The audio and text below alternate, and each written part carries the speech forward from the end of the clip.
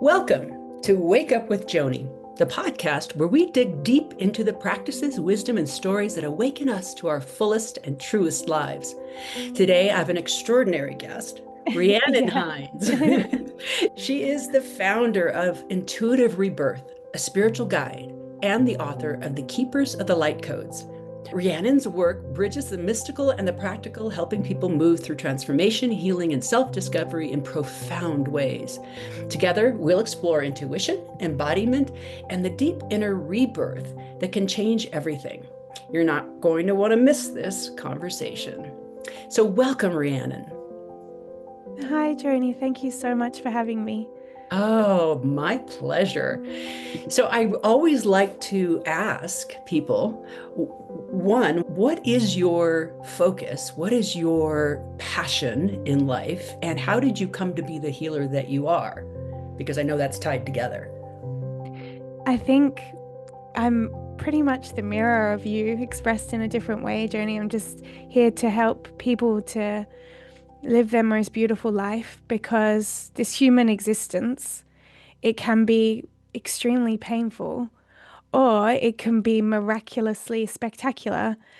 And the difference is how deeply we know the truth of ourselves, how deeply we heal and learn to love ourselves, even the unlovable parts, and how deeply we can learn to trust and surrender in the divine orchestration of this life. So that's my purpose, my mission.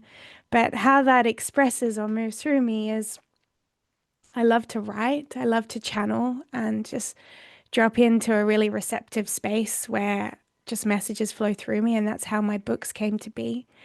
And I love to hold energetic spaces for transformation, whether it's retreats or sessions that go to the places that people didn't know existed. So like chartering the deepest depths of the unseen aspects of self. And that's the space where I really love to work, in those deep shamanic realms of transformation. And that's where I birthed my modality, my healing modality, Intuitive Rebirth.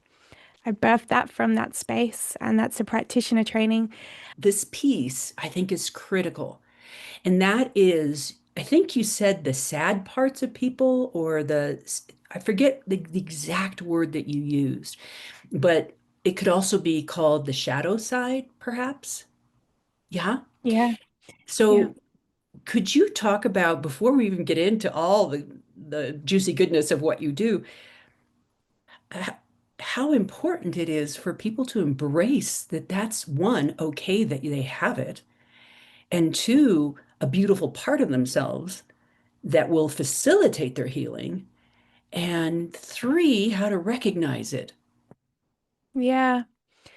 Yeah, so we live in this world, don't we, where we're always looking for everything that feels good and easy, everything that feels like joy and happiness and excitement, because they're the aspects of the human experience. Let's face it, they're easier to experience. And the distortion in that is that we live in a society where there's a perpetual hunger for more and more and more and more of the good, good, good, good. And it's everyone is chasing sort of short-term satisfaction in these, drinking alcohol, or going to these bars, or scrolling through their phone and getting this dopamine hit where they don't have to feel, or just watching Netflix where it's like, that's easy and peaceful and that feels nice and safe. So there's this obsession with everything that is comfortable. But the thing is that what stirs within us is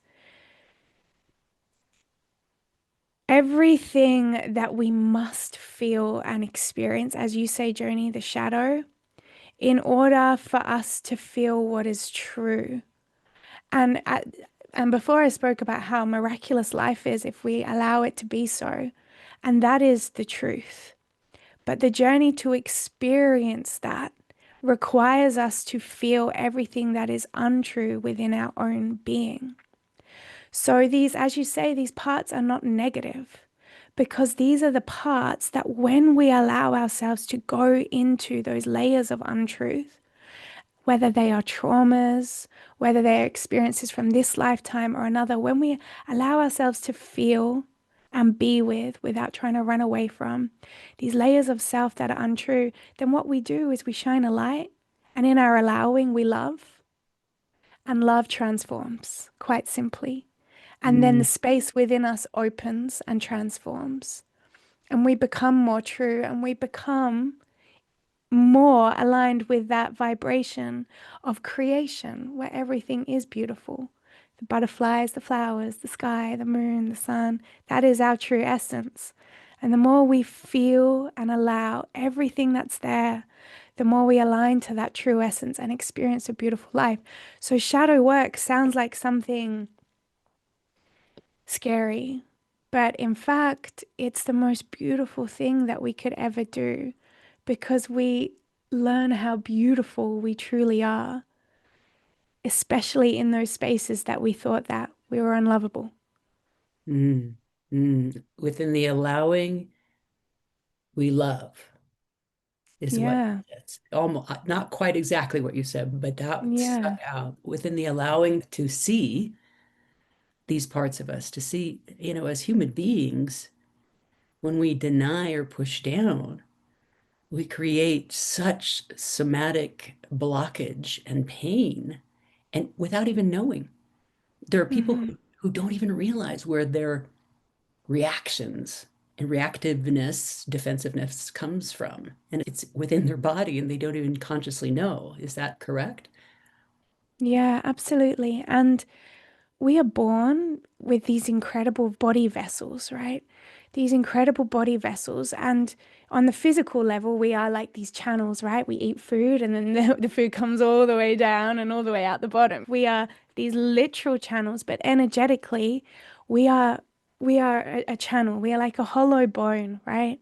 Mm, Of connection to the earth at the bottom, expression through all of our centers, creatively, through our love, through our voice, through our vision, and connection to the highest frequencies of pure truth and divinity through our crown. We are these hollow bones of connection.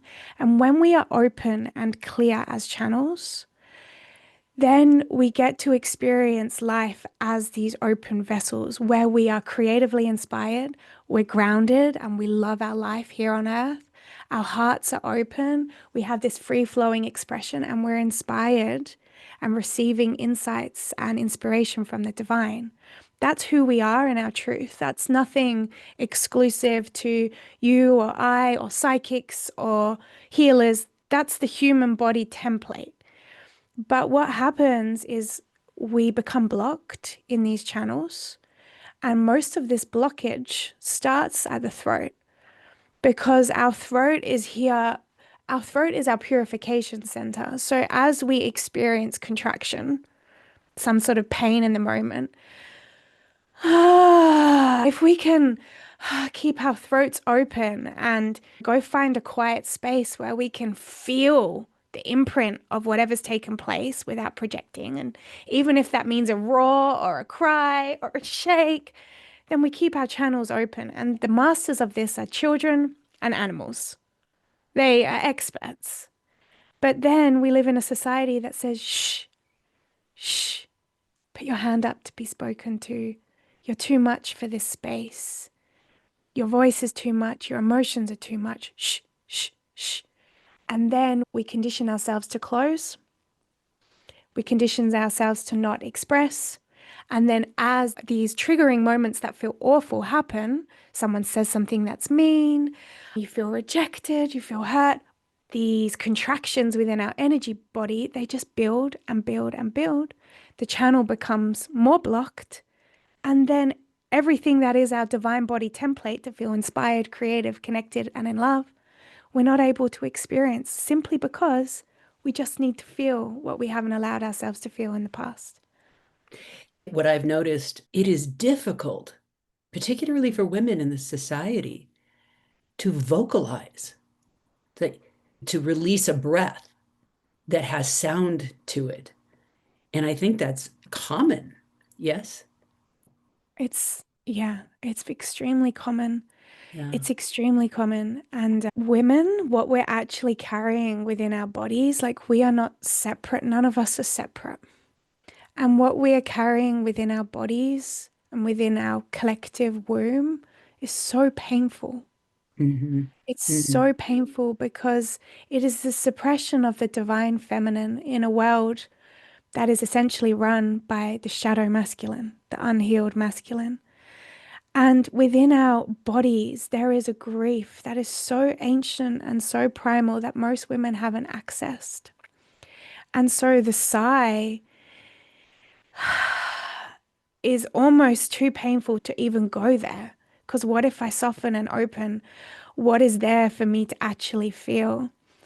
And Will usually, the what I dam break? find, yeah, will the dam break? Exactly. And in the spaces that I hold, every woman has within them a primal, guttural scream that is not just their own, it's their grandmother's scream, it's their great grandmother's scream, it's their daughter's scream, it's humanity's scream. And when they allow that to come from the true and raw essence of their infinite womb, their throats open and then they can access that sigh Mm, with a yeah. little bit more ease. Yeah. So if a person is blocked in the throat chakra, is it more difficult to access the heart? Yeah, Mm, absolutely.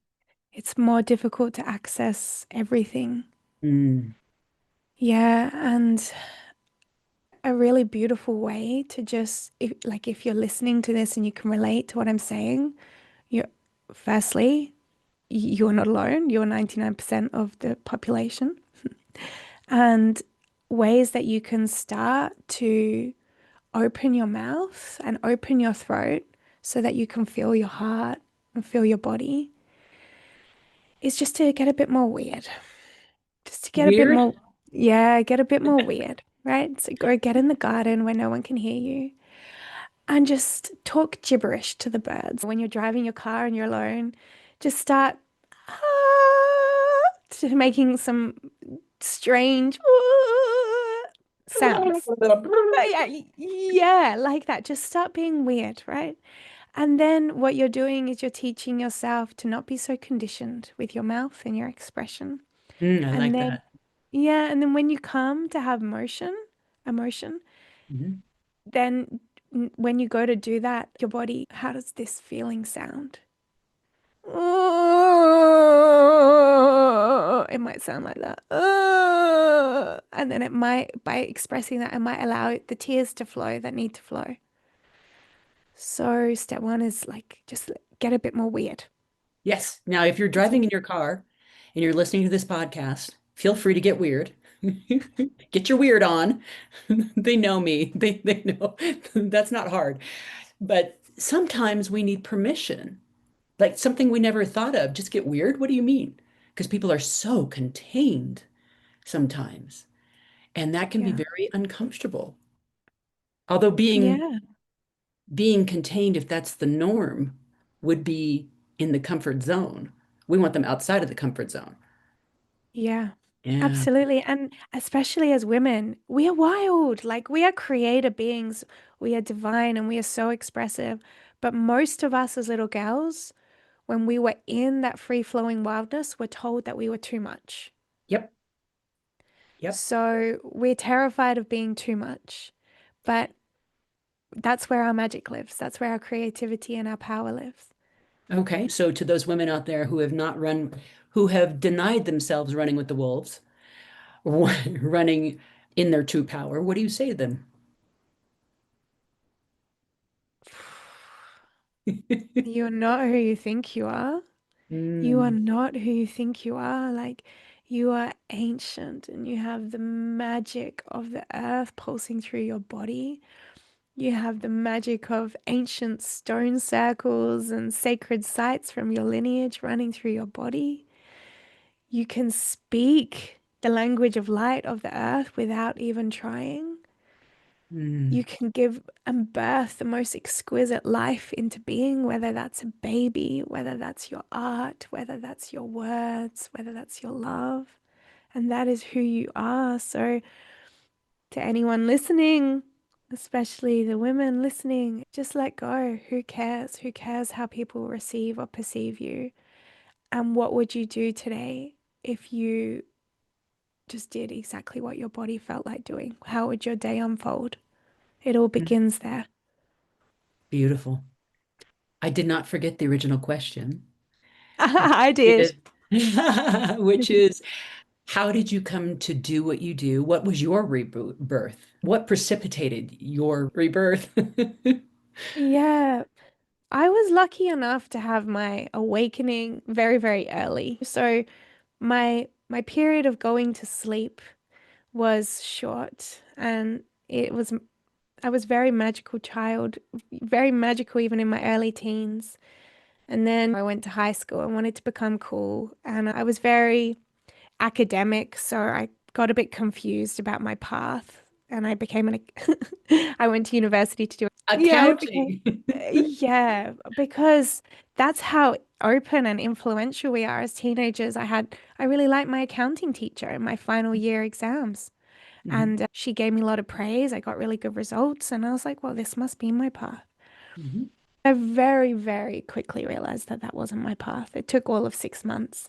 And then by the time I was 19, I was learning how to do body work. And I was a redirection very, very quickly. But I was 22. That's when the pain began of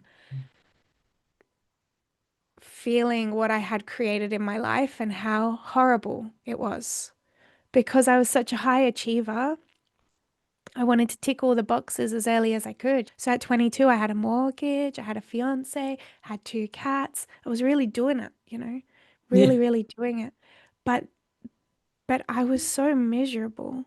And I was like, well, I've only got one box left to tick, which is baby. And then I've completed the game of life. Mm, And I remember even just asking the question internally, like, well, I'm only 22 and I've only got one box left. Is there more to life than just this? And it was like this internal questioning process kickstarted everything. And what it kickstarted was the feeling of the pain of the life that I had created. That's where it began. And I'm sure anyone who's listening who's had an awakening, I'm sure you can relate to this journey. It's the feeling of the pain of, I actually hate this existence. It's that moment that starts everything. And that's why it's so painful.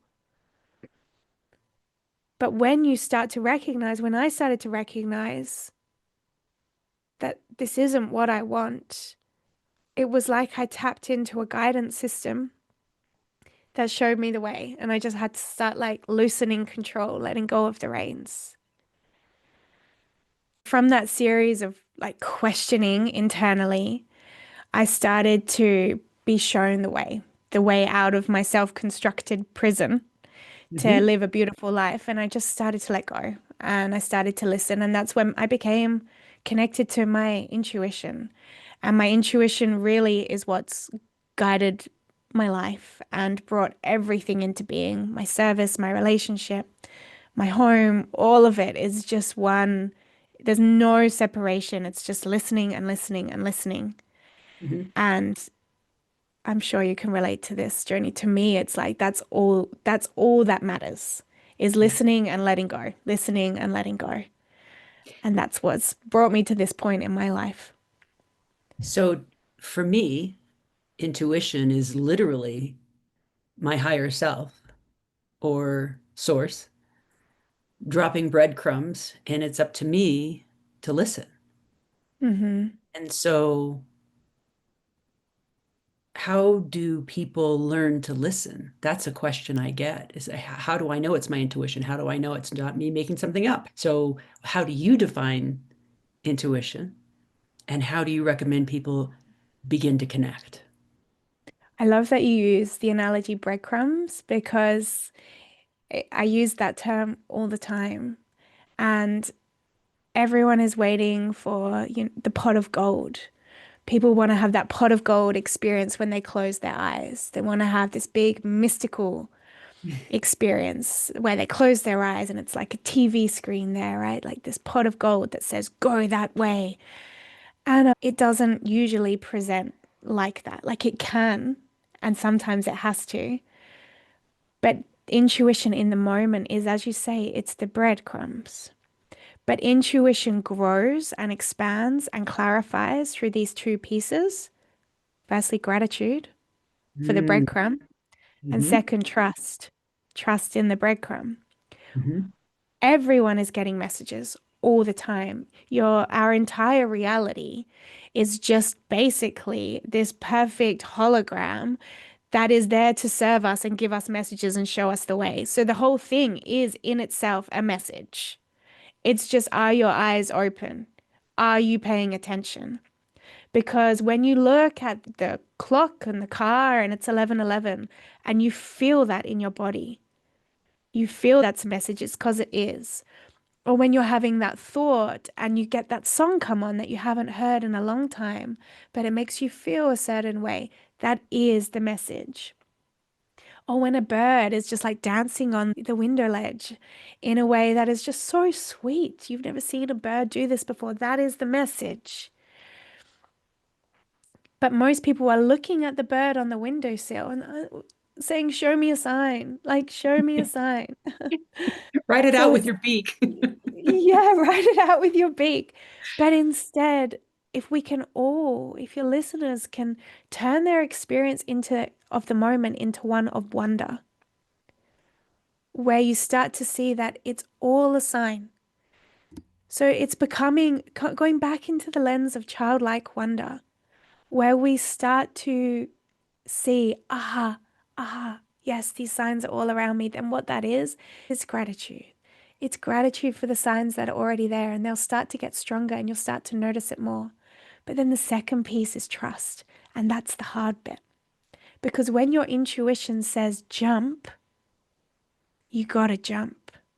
When your intuition says close that door behind you gotta close that door behind you.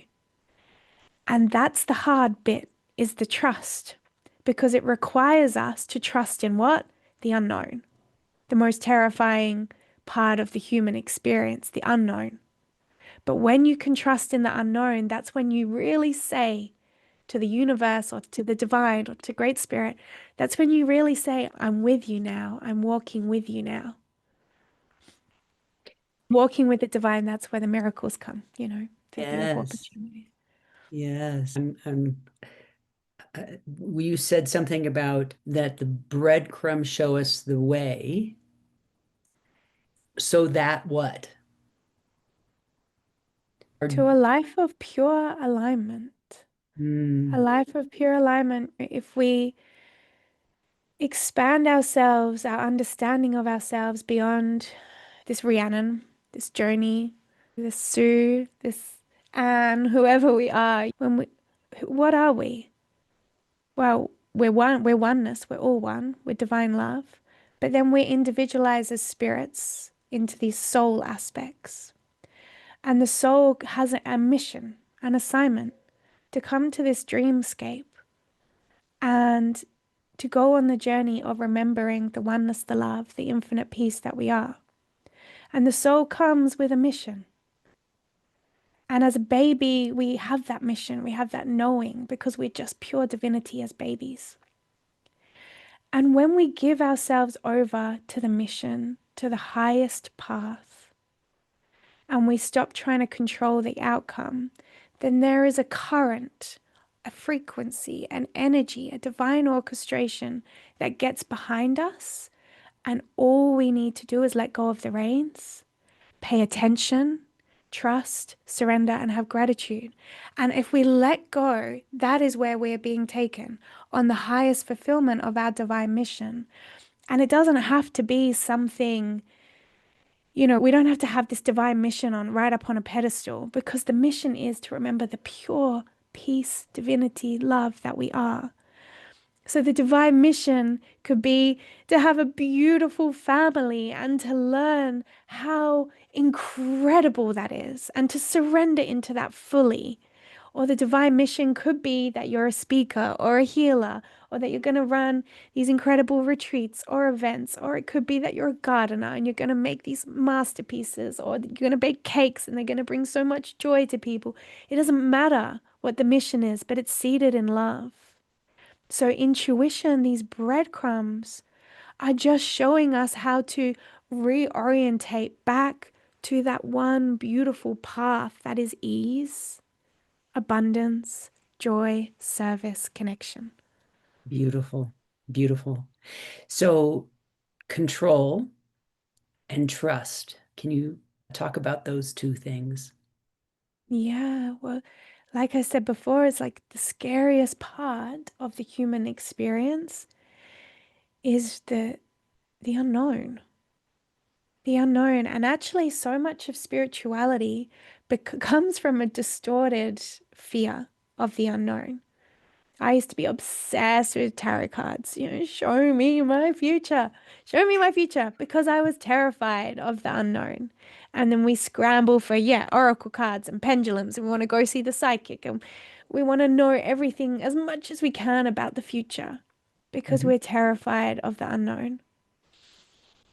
And so, what we do to try and limit or mitigate that fear of the unknown is we try and control the outcome of everything. We try and control the outcome of everything so that we can try and know, so that we don't have to have that terror of the unknown. But the control is exhausting. It is exhausting and it will break the human spirit because we're not here to control. We're here to allow and let go. And that is where we find our most divine ease and grace. And if you think of all aspects of nature that are so beautiful, there is no control. As the caterpillar goes into the cocoon, he's not there like trying to become a butterfly or trying to become a bird or trying or willing his way into a better form. He's just there in his sleep, in his allowing. And then what does he become? He becomes the butterfly or the baby in the womb space. The baby isn't willing himself to grow into a certain being, a unicorn or some sort of creature that the baby really wants to be. The baby's just allowing. And in the allowing, what does the baby become? The most perfect, incredibly amazing being. And that's all we need to do is just let go because we're not going to get the outcome that we want. We're going to get the outcome that teaches us how to let go. That's so So great. the control is where the pain is, where the suffering of this human experience is. And the way we can allow ourselves to peel back the control goes full circle to what we spoke about at the beginning, which is feeling what's within us that is terrified, that was terrified of letting go of control as a child, terrified of letting go of control in previous lifetimes. These deep inner fears of abandonment, of shame and humiliation, these deep inner fears and these deep resentments, these deep hurts. When we feel all of these and learn to love them, then we fall in love with the divine, with the moment, and letting go of control becomes easier and easier. So it all begins with that beautiful shadow work. Mm, yes. It's so interesting because control is a very universal theme with a lot of people where they think they actually have control over things outside of themselves, which is folly in itself and exhausting and a falsehood and uphill battle. So for some people, they may freak out with us saying, give up control. Other people may go, oh, I can do that. I can put that down. Yes, Mm-hmm. yes, which ties into trust. Mm-hmm. Yeah. Yeah. And sometimes when people come for sessions with me for healing, and I can just feel how much they're having to hold together, right? How much they're having to hold together. They're holding so much. And the pain of that is so evident to me because sometimes all I need to do to access those deep, deep emotions within people is just to kneel beside them and to hold their shoulder, say, "You're doing an amazing job. I Mm. know it's a lot. I know it's a lot, but it's okay to let go in this moment."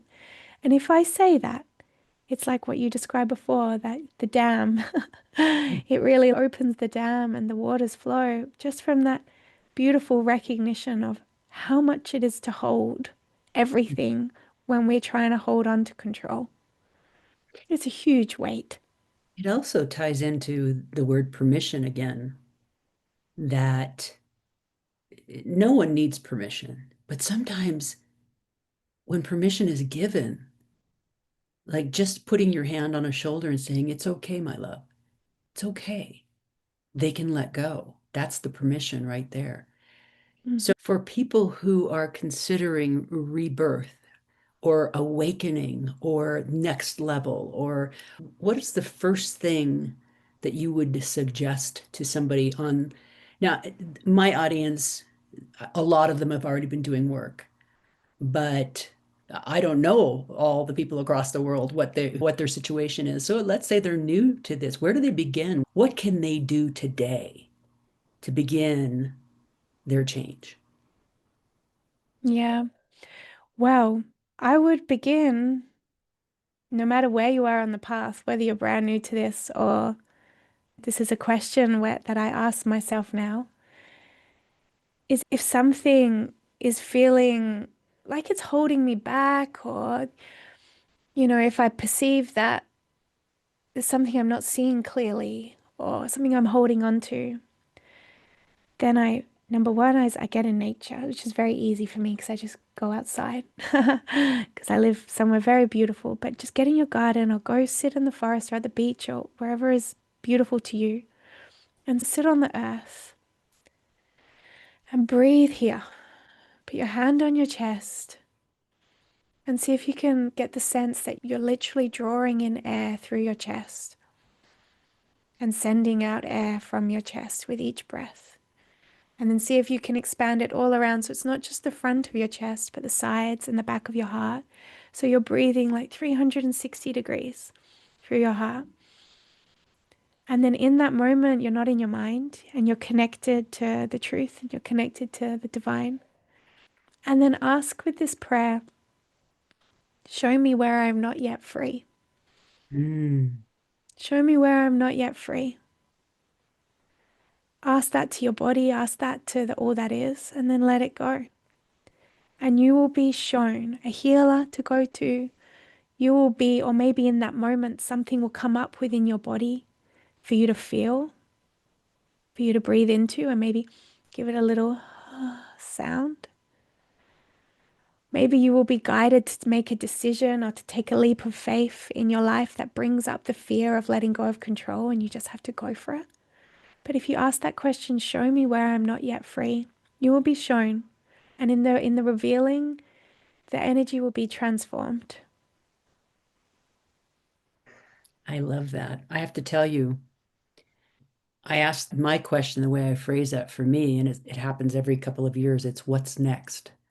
Show me my Mm, next teacher or my next modality or my next moment. We do a lot of retreats here on the mountain, so I'm constantly in in it, right? But it's like, what's the next for me?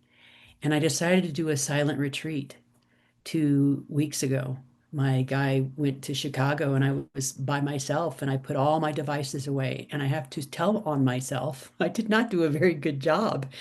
Within about 48 hours, I was starting to Jones a little bit, mm, in terms of being able to be completely disconnected from all the outside stimulus.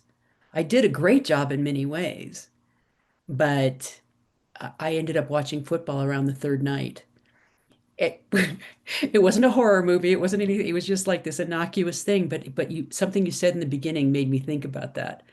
But I did. I was off my phone for 5 days and I didn't talk to other humans except for my daughter because she was off to Europe. And I followed my intuition about what was next all day long. And so I think that's a really valuable way to live life. And it goes back to the curious wonder. that you were talking about, the living in wonderment, just being able to follow what's next. What's Mm. next? So, can you talk about your retreats specifically? What does that structure look like? What is the content like? Because I did watch your video on your website, and I'll ask you to share that a little bit later. People can go watch it. It looks like breath work and different, it looked amazing. So could you talk about that a little bit? Yeah, absolutely. So I love that you did a silent retreat within your own home, Joni. That's very brave, you know. Sometimes just the silence is terrifying, and fair enough that you watched a little bit of football. Thank you. There was a shift in my worldview. There absolutely was a shift. Yeah, So it's like a fast, isn't it? It's very yeah, powerful spiritual practice. yeah, Amazing. yeah. Thank you. 35 acres sounds beautiful.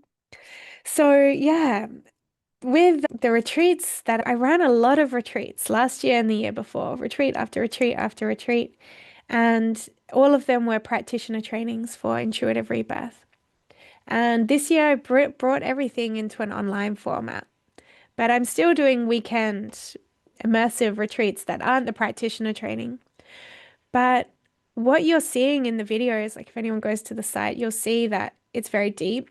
And the crazy thing about it is it's easy to assume it's breath work because usually we only see these kind of releases through breath work, but Yes. it's not, yeah, it's not breath work. So it's just pure energy work. It's pure energy work. So what we do with Intuitive Rebirth is it's teaching anyone that has the desire to heal, right? So I don't like to use the word healer because anyone that's got their own fears and doubts around who they are will be like, well, that's not me. But anyone that could see themselves in some way serving another, that person, the healer, these people are so ready to serve on a soul level, right? And there's so many people with this desire to serve on a soul level. And what happens is we want to just fill our wall with qualifications so that we can feel worthy and know what to do. So it's like these people who are training in intuitive rebirth, a lot of them are Reiki practitioners, hypnotherapists, kinesiologists, breathwork practitioners. Some of them have no other trainings, but most of them have a whole series and they still don't know who am I? Who am Mm, I? Like, and how do I actually serve? So what we do is I teach a way of attuning to the soul. So let's say I'm serving you, Joni, you're coming to me for a healing. It's like I tune into you before you come. I psychically connect with you and I ask to your soul, to your highest aspect, how can I serve you for your deepest healing? What do you need to let go of in this moment? And what power, what codes, what wisdom, what beauty are you ready to remember? And it's like I get very, very devotional psychically before I serve. And that's what I teach these practitioners to do. And then we write it down, right? With this pure intention, we write it down. And there's a specific way of doing this, but we'll always get an insight into what it is that's holding them back, like what needs to be purged or released, and what it is that they're ready to remember. Like you said, your question is, Joni, like what's next, right? And my question is, show me where I'm not yet free. So if you bring these two questions together, this is the rebirth. Show me where I'm not free. Show me what's next, right? You bring these two mm, energies together, it's like a death and a rebirth. mm, mm, And we can channel information about that. Because if what is next is someone that's coming to you is going to step into their power in their work, well, then what do they need to let go of? They're wounding around their self-worth or something like that. So what you're seeing in those videos of that very deep work is a technique of shamanically guiding someone into what you've channeled for the other person. So through a visioning, through an intentional guided awareness, and a sounding. So it's like guiding the person somatically into the realms of their inner self. and giving it sound. Then what happens is that those big releases within minutes be Wow. because it's fast tracked because it's where we're getting the insight to go to the root. Hmm. Yeah, it makes complete sense to me. Yeah, and then the energy after that letting go, usually then magic comes in. And sometimes it's like the Kundalini, just this sensual divine energy starts vibrating through the body, or the person starts speaking light language, or they're getting visions. And it's like death, a letting go, and a remembering. And Mm, it's all just psychic energy work. wow.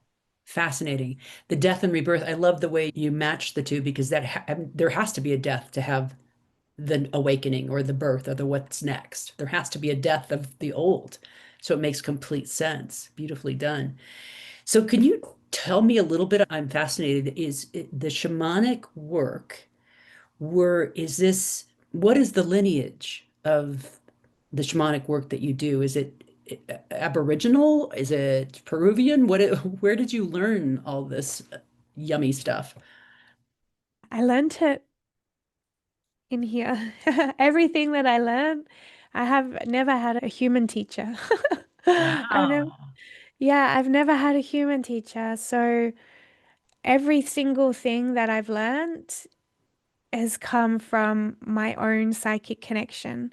And I don't, on purpose, I don't read books and I don't take in other external ideas because I'm so committed to the purity of that channel that I don't want other ideas to come in. But when I learn about other ideas, it's so funny because there's such synchronization between what different people are channeling through at the moment. So Hmm. there's many people who are bringing forward messages similar to mine, but Hmm. I just want to ensure that that message is true and pure, and that's what intuitive rebirth is and this way of teaching. So the lineage is the ancient human lineage. It's the ancient Hmm. soul lineage because we're all one, whether we're my ancestry is like Celtic, going back to Wales. I live in Australia where the ancestors here are obviously indigenous to Australia. But if we keep going back and back and back to the truth, we're just one human family. And our truth of our ability to navigate the shamanic realms and connect with the earth, it's all of the one. So it's that energy that I'm drawing from. And if I ever want to tune up or I really want to connect to my the space where I get my downloads, then my only teacher that I could really ever credit would be the teachings that I have got through Mother Ayahuasca. So through plant medicine, that's Hmm. where I have learned a lot of shamanic mastery. Mm.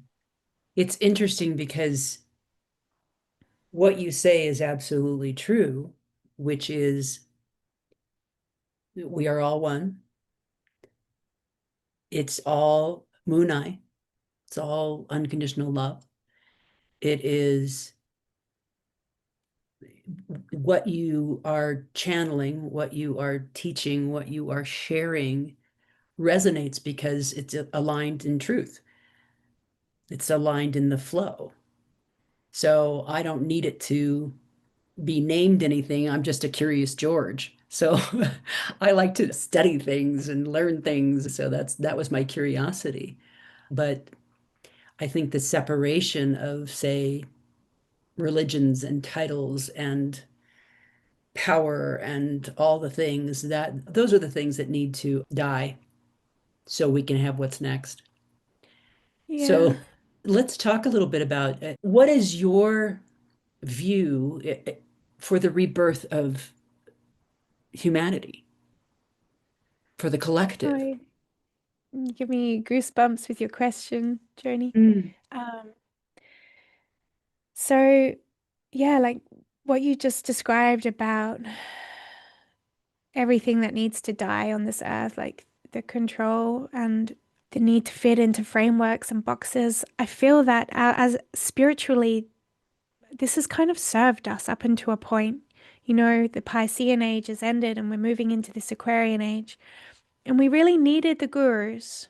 We really needed the gurus for a certain amount of our awakening. And yoga exploded, didn't it? It took off. And things like Tantra and teachings where there's a teacher and then a student, an apprentice, and then the apprentice is slowly lifted to the role of teacher. And it takes decades. And we honor the teacher who imparts the wisdom. And we've needed that to get to a point of our awakening. But now we've changed. There are so many awakened people here on earth, so many people listening to this show who have done so much work. And now the guru, the teacher, is within. And that's what the Aquarian age, that's what this new beginning here on earth is all about. This is what triggers it, is from every single person going within and asking, what is my truth here? What is my truth here? What feels like pure truth for me in my words, in my actions? And we're being asked to bring forth our unique medicine that is not restrained by any external dogma or idea or belief system. Pure truth is the new frequency, it's the new currency. And so, from pure truth, the world is going to transform on the external because, like intuitive rebirth, what I described, this is my pure, authentic medicine. But what about the architects of the world? What is their pure truth? What about the people who design cars? What is their pure, pure truth? What about the writers of the world? What is their pure truth? As more and more people awaken, it's not just healers. There's awakened souls with all different creative truth. So I feel that a new beginning is going to be a world that is beautiful. Beautiful in all fields, beautiful in all ways, from the design of the streets and the neighborhoods and the lampposts to the houses and the cars, the way we interact. And there is another world that runs parallel to this one, which is extremely distorted, fear-based matrix. And within that, there is a lot that is happening. There is political agenda, there is war, there is a sudden birth of a very distorted aspect of artificial intelligence. And this is all happening parallel to us here in this love grid. But there is nothing to fear either, because everything that's happening in that fear-based matrix is giving us the coding and the wisdom and the understanding for us to birth this truth-based paradigm more quickly.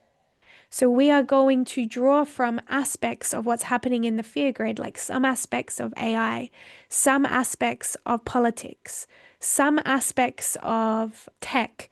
We're going to draw from some of that and we're going to move it into the love grid, and everything that it was birthed from fear will not sustain, and our love will gobble it up.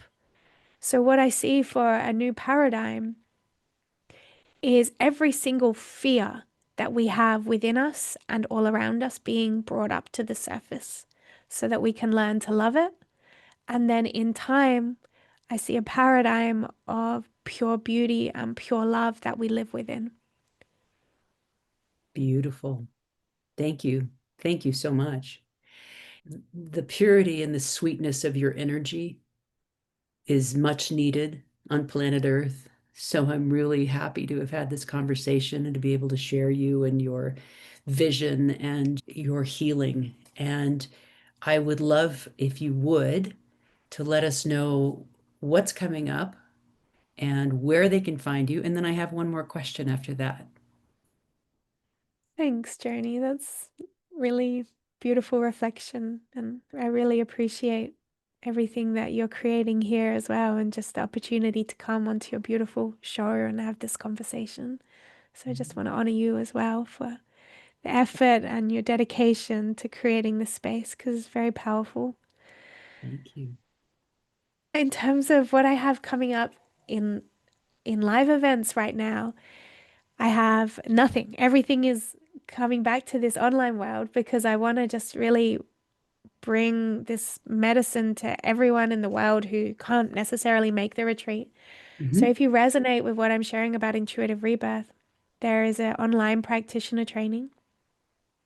And so if you just head to the website, you'll find everything about that practitioner training that covers everything I spoke about, the psychic, shamanic insight into the deep, deep healing work.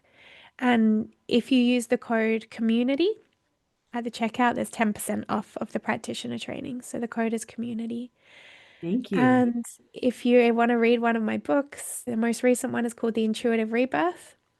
And then my earlier one is The Keepers of the Light Codes. So one is more shamanic, The Intuitive Rebirth, and one is just like pure channeled light messages, which is The Keepers of the Light Codes. I will put those in the show notes. Could you just share real quickly the website? Sure. So it's intuitiverebirth.com. Are you ready It's, for the last question? yeah, Okay. How do you recommend that the listeners go out and live their most alive lives?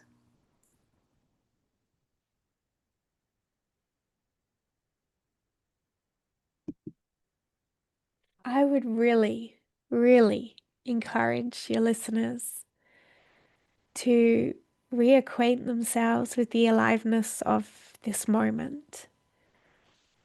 So, the aliveness of this moment is holding everything that you need to experience the most fullest, most exquisite life you could imagine.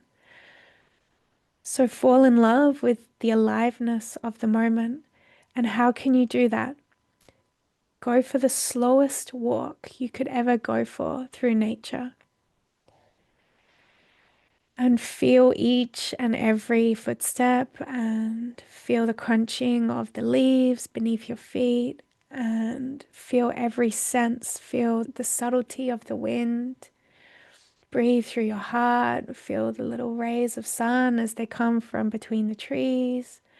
You could touch the leaves and rub the leaves in your hand and just fall in love with the moment. Or if you're at home now, just what is happening in your home, you know? Do you have family there? How is your family interacting? Can you fall in love with the chaos of your children and the sounds that they make? Can you open your heart into whatever job you're doing right now? If you're making dinner, can you fall in love with the carrot that you're chopping? Or if you're alone right now and you're in solitude, can you fall in love with the wave of energy that is each breath that you take, in the rise and fall of your breath? Can you fall in love with the texture of the couch that you're sitting on? Whatever it is that you're experiencing, it's just falling in love with the moment, you know, falling in love with the colors in your space, the beautiful flowers and the colors behind you, Joni, the beautiful painting on your wall. It's like it's all there, the aliveness of the moment. So when we tap into that in the now, then we draw to us more of that. And we start to manifest and magnetize more and more beauty and more things to fall in love with. So that is what I would suggest. I am not surprised by your beautiful and gentle answer. Thank you so much. It occurs to me that it might be a time for a sigh for everyone. So when we count to three, let's sigh together. Would you like that? Yeah, let's do it. Okay, one, two, three. Ah, that feels good. It does. Okay, thank you for joining this episode of Wake Up with Joni. If you felt inspired, share this with a friend who needs it.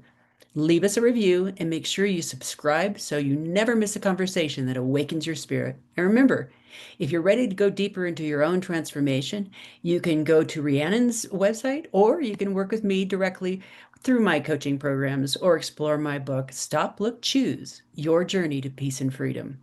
Until next time, wake up, live boldly, and love deeply. Now it's your turn to go out and live your most alive lives.